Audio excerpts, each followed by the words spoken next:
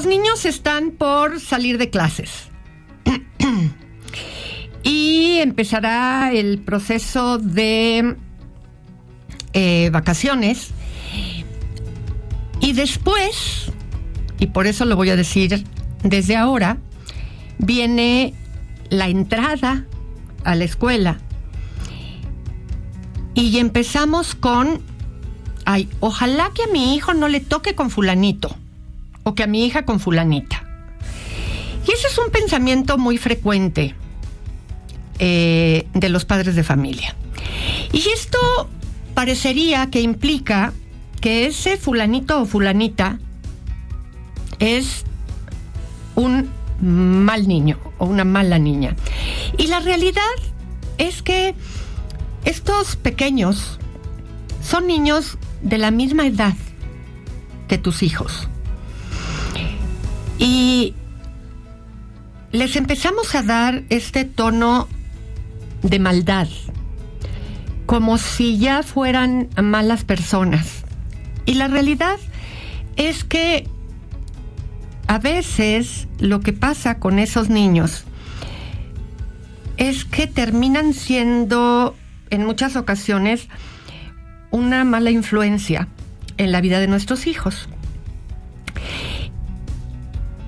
Y lejos de verlos así, tendríamos que pensar en que cuando nuestro hijo o hija entra en contacto con ese estilo de persona, saca de nuestros hijos una versión de nuestro pequeño que no nos gusta. Y nuestro hijo o hija no va a aprender a relacionarse con ese tipo de persona si no se expone a ellos. Y en lugar de aprovechar ese aprendizaje, queremos que se separe. Y la realidad es que va a tener ese tipo de experiencias en la vida muchas veces.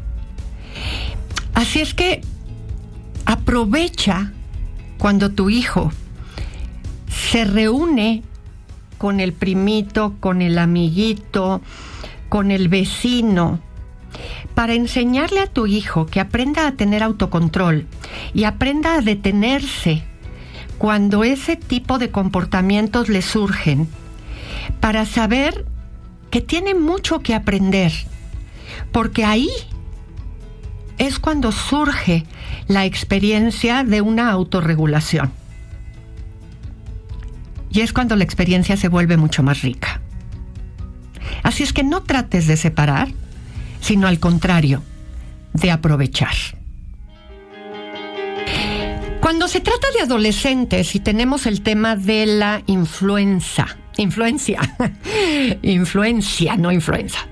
influencia de los amigos, es bien importante dejarle claro a nuestro hijo que el que va a responder ante nosotros si se porta mal es él o es ella, no son sus amigos. Porque en muchas ocasiones le decimos: ¿ya ves por qué no me gusta que te lleves con fulanito? Porque siempre que te juntas con él o te juntas con ella, te comportas de maneras inapropiadas, y entonces, de alguna manera, el mensaje que mandamos es que le estamos avalando su mal comportamiento porque es culpa del fulanito o de la fulanita. Y no.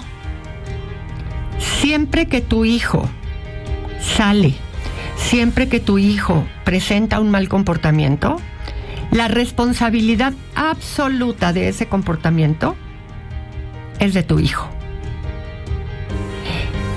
De tal forma que si te dice: es que Mario, es que Lupita, es que Juanita, no, mi vida, a mí no me digas nada de otra persona.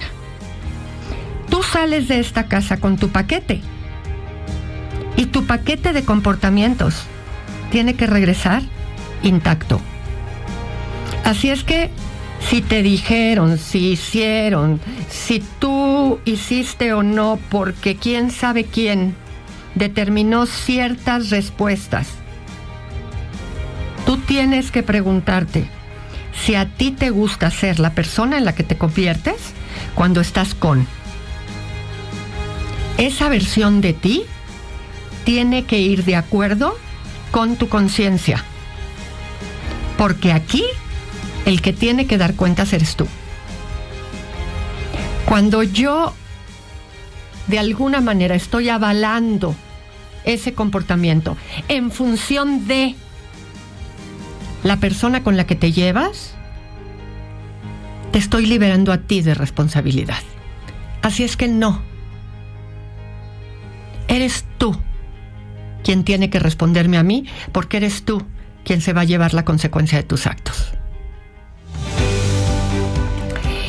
Ya vienen las vacaciones, ya se acercan, algunos ya incluso, de acuerdo a la pregunta que les hacía yo ayer, ya están de vacaciones, porque ya no mandan a sus hijos a la escuela. Y fíjense que las vacaciones no son para llenar la agenda, son para la infancia. Y vivimos con la idea de que nuestros hijos deben de estar entretenidos todo el tiempo. Clases, campamentos, fiestas, paseos, actividades, como si aburrirse fuera un problema. Pero el aburrimiento no es un enemigo. Ya lo hemos hablado muchas veces aquí en el programa. El aburrimiento es de donde surge la imaginación. Cuando no hay alguien diciéndoles qué hacer, los niños empiezan a crear.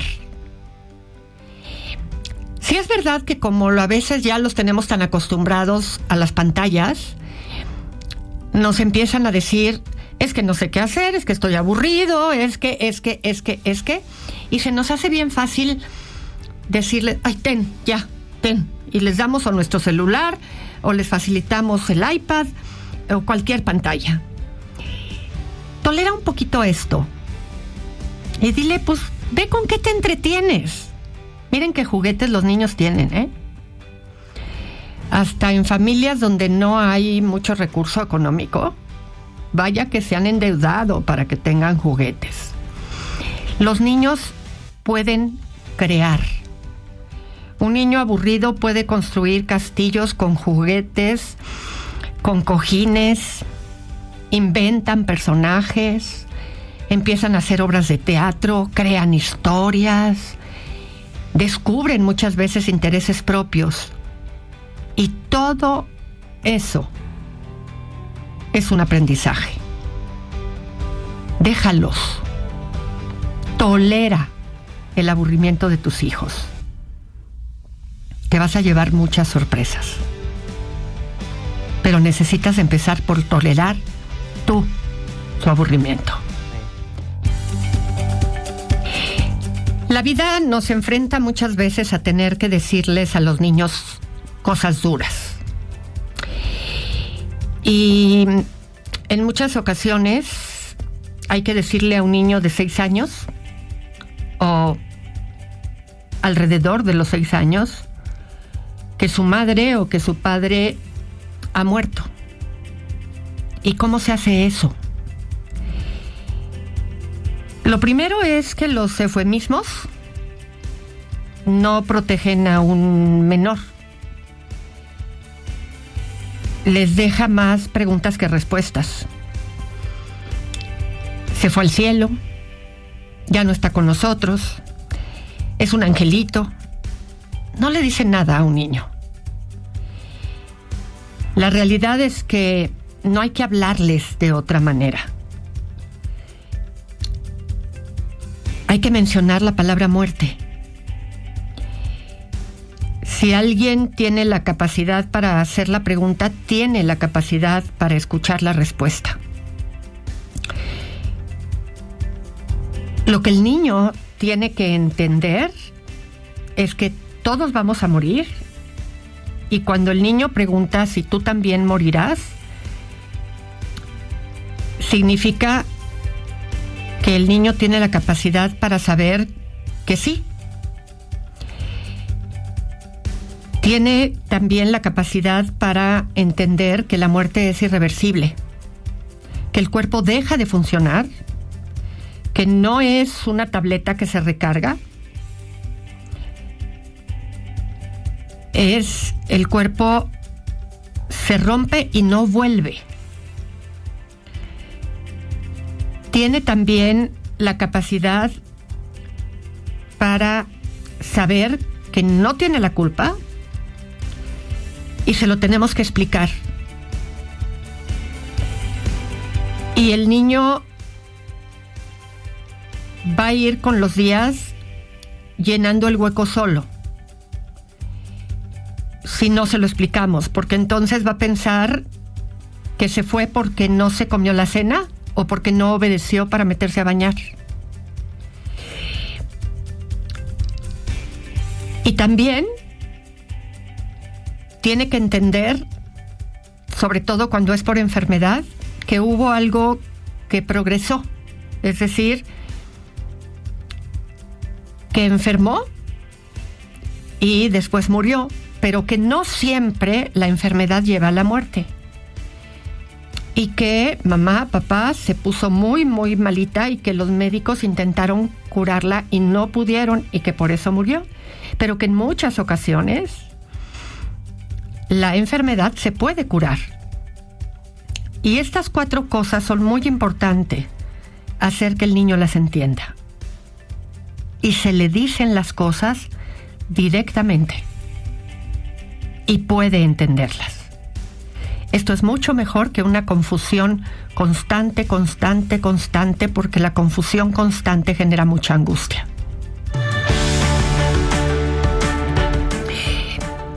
Fíjense que tener que decirle a un niño, por doloroso que resulte, el que su mamá falleció, su papá,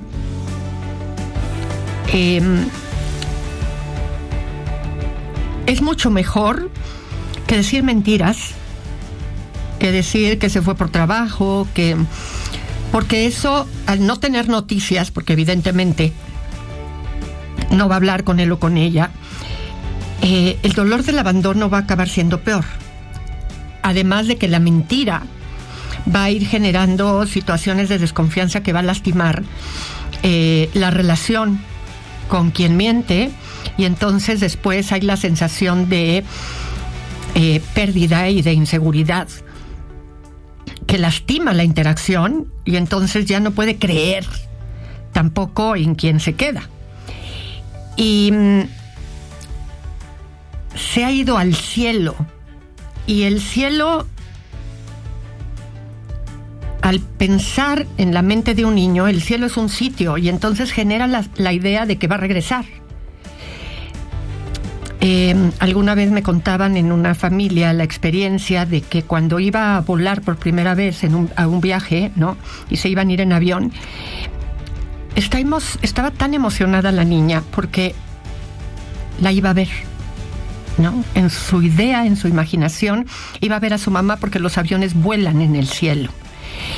Y no sabían cómo manejar esa situación. Está dormida. Si duermes, también despiertas. La hemos perdido. Y entonces vamos a buscarla. Si la buscamos, la vamos a encontrar. Ya descansa. Y la fantasía es, estaba cansado o cansada de mí, por eso se fue. Pero si hay mamá, papá murió, entonces puedo preguntar más, ¿no? ¿Qué le pasó? Entonces, ¿qué decimos y cómo se puede escuchar y qué puede pasar en la mente de un niño? Es muy importante. Después de que sí entiende, podemos trabajar. Listo, pues llegó el momento de decir hasta mañana. Yo soy Chayo Busquets, esto fue Chayo Contigo. Aquí los espero. Audio Centro.